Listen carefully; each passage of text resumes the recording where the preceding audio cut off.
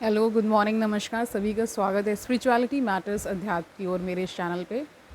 I hope सब अच्छा कर रहे होंगे अपनी लाइफ में, लाइफ को एंजॉय कर रहे होंगे, गीता सत्र का आनंद ले रहे होंगे और इस गीता ज्ञान से बहुत कुछ सीख रहे होंगे। हमने 13वां अध्याय शुरू किया था जिसका शीर्षक प्रकृति, पुरुष तथा चेतना है। अभी तक इसमें 19 श्लोक हो चुके हैं। आज 2 और श्लोक लेंगे, 20 और 21 तक कंप्लीट करेंगे और जानेंगे कि प्रभु हमें क्या आज नया ज्ञान दे रहे हैं। तो शुरू करें आज का सेशन। Let's get started. 20वां श्लोक देखिए। प्रकृतिम पुरुषम चा एव विद्धि अनादि उभौ। उभौ का अर्थ होता है दोनों। अपि विकारान च गुणान च एव विद्धि प्रकृति संभवान। इसका अर्थ जान लीजिए। प्रकृति तथा जीवों को अनादि समझना चाहिए। उनके विकार तथा गुण प्रकृति जन्य, यानी जो भी उनमें विकार उठते हैं वो सब क्या है, प्रकृति से ही आ रहे हैं। ठीक है। तात्पर्य देखिए इसका। इस अध्याय के ज्ञान से मनुष्य शरीर और ब्रैकेट में क्षेत्र, शरीर को ही क्षेत्र कहा गया है, तथा शरीर के ज्ञाता, उसको ब्रैकेट में क्या कहा गया, जीवात्मा तथा परमात्मा दोनों के लिए को जान सकता है। शरीर क्रिया क्षेत्र है और प्रकृति से निर्मित है। शरीर के भीतर बद्ध तथा उसके कार्यों का भोग करने वाला आत्मा ही पुरुष या जीव है। देखिए, आत्मा का कोई जेंडर नहीं होता, उसका कोई लिंग नहीं होता, लेकिन क्योंकि कुछ तो मानना होगा तो यहाँ पे पुरलिंग यानी पुरुष को उसको मान रहे हैं। ठीक है। तो इसीलिए कहा जा रहा है, क्या कहा जा रहा है कि आत्मा ही पुरुष या जीव है। वह ज्ञाता है और इसके अतिरिक्त भी दूसरा ज्ञाता होता है जो परमात्मा है। निसंदेह यह समझना चाहिए कि परमात्मा तथा आत्मा एक ही भगवान की विभिन्न अभिव्यक्तियां हैं, यानी एक्सप्रेशन का एक तरह से कैसे उसको एक्सप्रेस करेंगे, कैसे उसे व्यक्त करेंगे, उसके लिए कहा जा रहा है। जीवात्मा उनकी शक्ति है और परमात्मा उनका साक्षात अंश यानी श्वांश है। प्रकृति तथा जीव दोनों ही नित्य हैं। तात्पर्य यह है कि वे सृष्टि के पहले से विद्यमान हैं। यह भौतिक अभिव्यक्ति परमेश्वर की शक्ति से है और उसी प्रकार जीव भी है, किंतु जीव श्रेष्ठ शक्ति है, यानी इसमें भी जीव को श्रेष्ठ शक्ति बताया है। जीव तथा प्रकृति इस ब्रह्मांड के उत्पन्न होने के पूर्व से विद्यमान है। यानी किसी किसी को कन्फ्यूजन होता है ना कि बिग बैंग थ्योरी कैसे हुआ, कैसे बिग बैंग हुआ, फिर वो थ्योरी के फॉर्म में आया कि पूरे जो संसार की उत्पत्ति, ब्रह्मांड की उत्पत्ति कैसे हुई। तो यहाँ स्पष्टतया कह दिया गया है, क्या कह दिया गया है, जीव तथा प्रकृति इस ब्रह्मांड के उत्पन्न होने के पूर्व से विद्यमान है। प्रकृति तो महाविष्णु में लीन हो गई और जब इसकी आवश्यकता पड़ी तो वह महत तत्व के द्वारा प्रकट हुई। अब देखिए इसमें जो शब्द आ रहा है वो महत तत्व की बात हो रही है। ठीक है, इसको समझिए। जब भगवान की इच्छा होती है तो उन्हीं में विलीन हो जाती है, यानी वही उसका भक्षण कर लेते हैं पूरी तरीके से, पहले भी बताया है। और जब उनकी इच्छा होती है या सृष्टि की रचना होनी होती है तो उन्हीं से रचना भी हो जाती है, भगवान से ही। ठीक है। इसी प्रकार से जीव भी उनके भीतर रहते हैं और चूंकि वे बद्ध हैं अतः वे परमेश्वर की सेवा करने से विमुख हैं। ठीक है। इस तरह उन्हें वैकुंठ लोक में प्रविष्ट होने नहीं दिया जाता, लेकिन प्रकृति के व्यक्त होने पर इन्हें भौतिक जगत में पुनः कर्म करने और वैकुंठ लोक में प्रवेश करने की तैयारी करने का अवसर दिया जाता है। यानी हम सभी लोगों को अवसर दिया गया है। कैसा अवसर? कि वैकुंठ लोक में प्रवेश कर पाए, तो अच्छे अच्छे कर्म करेंगे, दूसरों का कल्याण करेंगे, परोपकार करेंगे। कहा भी गया है परोपकारा परमो धर्मा, यानी परम धर्म जो बताया गया है वो परोपकार को बताया गया है। ठीक है। इस भौतिक सृष्टि का यही रहस्य है। वास्तव में जीवात्मा मूलतः परमेश्वर का अंश है, लेकिन अपने विद्रोही स्वभाव के कारण वह प्रकृति के भीतर बद्ध रहता है। इसका कोई महत्व नहीं है कि ये जीव या श्रेष्ठ जीव किस प्रकार प्रकृति के संपर्क में आए, किंतु भगवान जानते हैं कि ऐसा कैसे और क्यों हुआ। सारा ज्ञान प्रभु को है कि ये सब कैसे होता है, क्यों होता है। ठीक है। ये सारे क्वेश्चंस आपके दिमाग में आते होंगे। शास्त्रों में भगवान का वचन है कि लोग प्रकृति द्वारा आकृष्ट हैं, वे कठिन जीवन संघर्ष कर रहे हैं, लेकिन इन कुछ श्लोकों के वर्णों से यह निश्चित समझ लेना होगा कि प्रकृति के 3 गुणों के द्वारा उत्पन्न विकार प्रकृति की ही उपज है। यानी 3 कौन से गुण? सत्य, रज और तम, इनके मतलब इनके मिलान से ही ये पूरी सृष्टि रच जाती है। जब विनाश यानी जो कहीं कहीं पे जैसे कि क्रिश्चियनिटी में द फाइनल जजमेंट डे बोला जाता है, यानी कि एक जो निर्णायक दिन आएगा उसमें सबका न्याय होगा। और हमारे शास्त्रों में क्या गिवन है कि जब महाविनाश आता है तब क्या है, ये सब सारी रचनाएं जो भी इस सृष्टि में आपको दिखती है वो सब भगवान उसको निगल लेते हैं। ऐसा पिछले अध्यायों में और पिछले श्लोकों में हमने जाना है, ठीक है। तो सारी जो प्रकृति जो कर रही है, जो भी उसमें हो रहा है, वो तीन तत्वों के कॉम्बिनेशन, परम्यूटेशन, कॉम्बिनेशन समझ लीजिए, इस प्रकार से हो रहा है। जीवों के सारे विकार तथा प्रकाश शरीर के कारण हैं। जहाँ तक आत्मा का संबंध है, सारे जीव एक से हैं।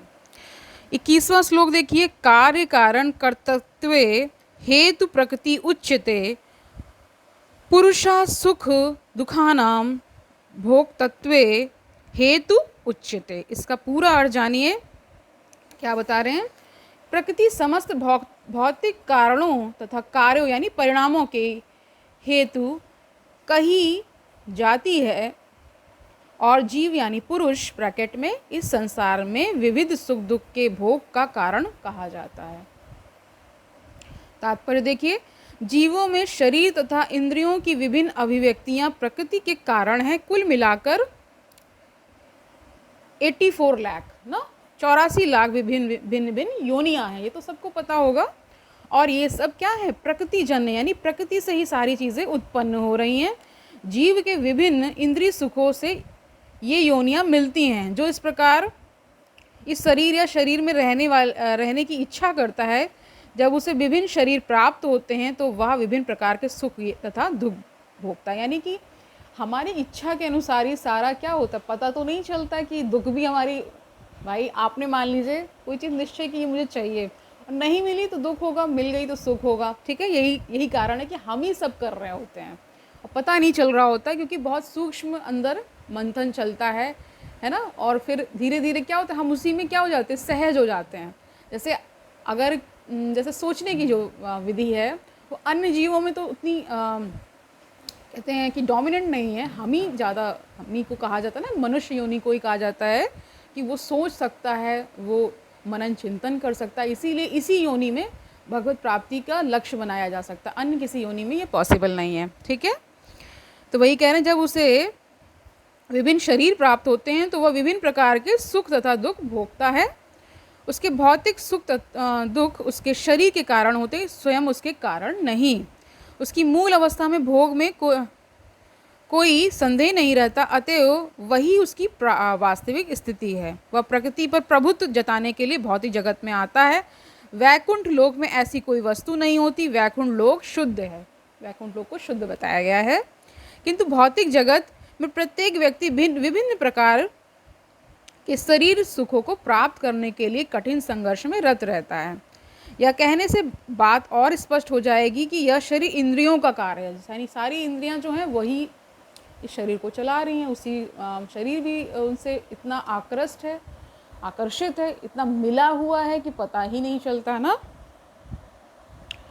ठीक है। आगे देखिए, यह कहने से बात और स्पष्ट हो जाएगी कि यह शरीर इंद्रियों का कार्य है। इंद्रियां इच्छाओं की पूर्ति का साधन है। यह शरीर तथा हेतु रूप इंद्रियां प्रकृति द्वारा प्रदत्त हैं। और जैसा कि अगले श्लोक से स्पष्ट हो जाएगा, जीव को अपनी पूर्व आकांक्षा तथा कर्म के अनुसार परिस्थितियों के वश वरदान या शाप मिलता है। देखिए, शाप भी मिलता है, ठीक है, सिर्फ वरदान ही नहीं, दोनों चीज़ें हैं। क्योंकि ये संसार क्या है, समसार है, यानी मिला जुला है। ये द्वैत के कारण ऐसा हमें प्रतीत हो रहा है। अगर अद्वैत में जाएंगे तो कोई संसार नहीं है, ठीक है। समझ पा रहे होंगे इस ज्ञान को। जीव की इच्छाओं तथा कर्मों के अनुसार प्रकृति उसे विभिन्न स्थानों में पहुंचाती है। जीव स्वयं ऐसे स्थानों में जाने तथा मिलने वाले सुख दुख का कारण होता है। एक प्रकार का शरीर प्राप्त हो जाने पर वह प्रकृति के वश में हो जाता है, क्योंकि शरीर पदार्थ होने के कारण प्रकृति के नियमानुसार कार्य करता है। समझ गए, मटेरियल की बात हो रही है कि इस संसार में जितना कुछ है उससे आप धीरे धीरे, जैसे बच्चा पैदा होता है फिर धीरे धीरे उस संसार में रमने लगता है, तो उसको उसी प्रकार वो आचरण करने लगता है जैसे उसके आसपास के लोग कर रहे होते हैं। तो इसी प्रकार यहाँ पे भी बताया कि सब प्रकृति के वश में ही ये सारी चीज़ें हो रही हैं। ओके, इसीलिए बता रहे हैं क्योंकि शरीर पदार्थ होने के कारण, क्योंकि ये शरीर भी क्या मटीरियल है ना, पदार्थ है, इसलिए क्या होता है होने के कारण प्रकृति के नियमानुसार चलता है, नियम के अनुसार चलता है ना, नियमानुसार। उस समय शरीर में ऐसी शक्ति नहीं, कह रहे हैं उस समय शरीर में ऐसी शक्ति नहीं कि वह उस नियम को बदल सके।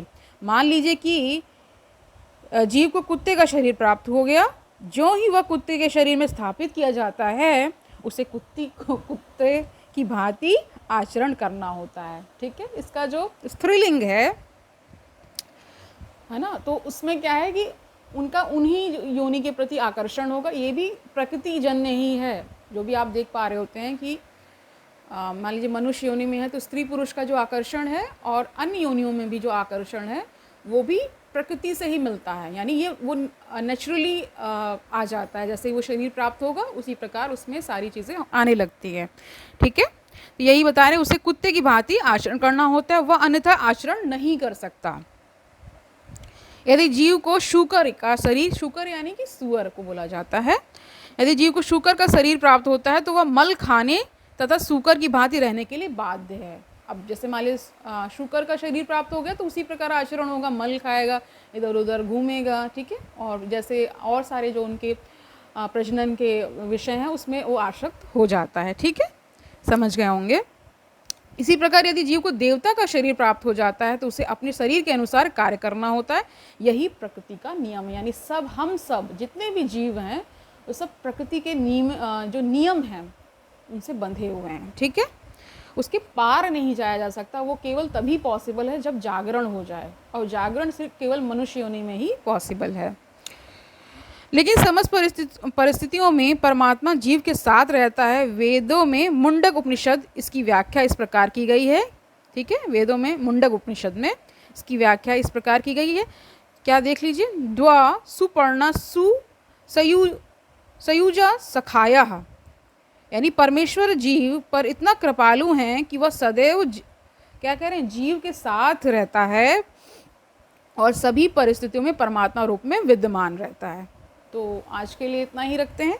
आई होप आज का सेशन आपके लिए लाभकारी रहा होगा। मेन इसके क्रक्स पॉइंट्स क्या हैं कि बताया ये गया है कि जो सारी इच्छाएं हैं वो प्रकृति से ही आ रही है, प्रकृति से ही शरीर मिल रहा है, उसमें जो भी आप देखते हैं आकर्षण विकर्षण जो भी आपको मिलते हैं, और वो 3 गुणों से ही आ रहा है, सत्व रज और तम से। ठीक है, उसी से ये पूरा संसार बन रहा है, उसी से हम भी बन रहे हैं। जब भगवान की इच्छा होती है तो वो विनाश जब काल आता है तो फिर सारी प्रकृति उसमें उन्हीं में चली जाती है। जब फिर से सृष्टि का निर्माण होता है, इसी प्रकार ये क्रम चलता रहता है। तो आज के लिए इतना ही रखते हैं। आनंद से रहिए, सुखपूर्वक अपना जीवन व्यतीत करिए, दूसरों को सुखी करिए, सेवा भाव में इस जीवन को यापन करने की, अपने आसपास जो भी आपके बड़े लोग हैं उनकी सेवा करिए। ठीक है, अपने छोटों को ज्ञान दीजिए, जो आपसे छोटे हैं उनको सन्मार्ग पर चलाने की कोशिश करिए। देखिए कभी कभी क्या होता है कि थोड़ा सा आपको अपने आचरण के द्वारा भी ये दिखाना होता है कि क्या सही है। केवल बोलने से काम नहीं चलेगा, खुद जब आप वैसा आचरण करेंगे तो आपके जो आसपास लोग हैं उससे वो आकर्षित होंगे, अरे इनका तो बहुत अच्छा है। तो इस प्रकार आप जब अपना आचरण रखेंगे तो फिर आपको लोग फॉलो करना शुरू करेंगे। ठीक है, तो कल मिलते हैं, तब तक के लिए हरिओम तत्सत।